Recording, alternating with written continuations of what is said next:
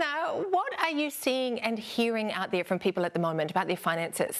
Well, there's kind of three elements to it. On a cash flow basis, people are finding they're running out of cash sooner, so we've got to be really deliberate with where we're spending. From a mortgage perspective, people are nervous about interest rates and how they should structure their mortgage.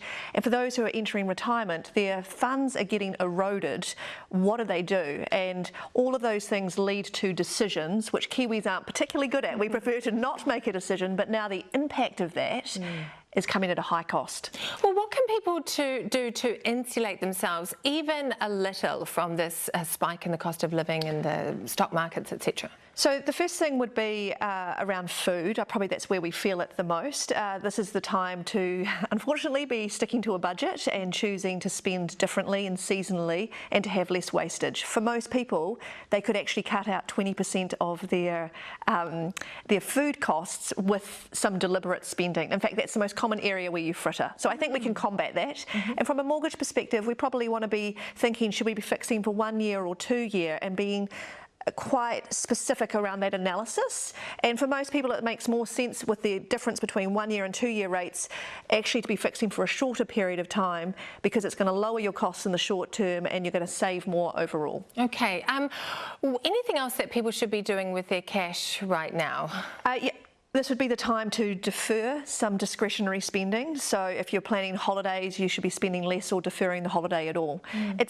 I guess when you're moving into uncertain times, we have to squeeze out all inefficiencies, and you have to go toe to toe with the conditions.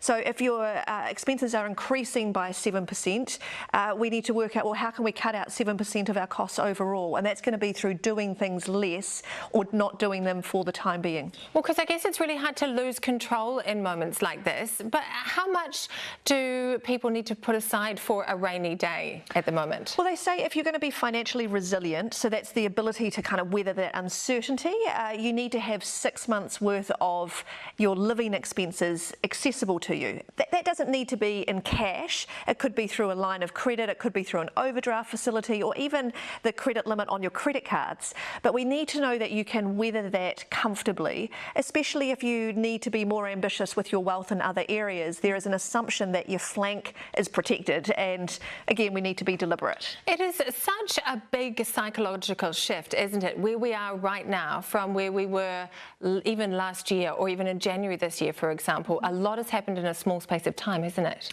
Yeah, that volatility is unsettling for a lot of people. I think the key that we work with our clients is you've got to have a strategy of how you're growing wealth, because most of us do need to grow wealth, and it doesn't matter the timing, where we're at in the market. We've got to be doing the right thing and have the right hold strategy to get through things. The market will go down, it will come up. The property market will go down or come up.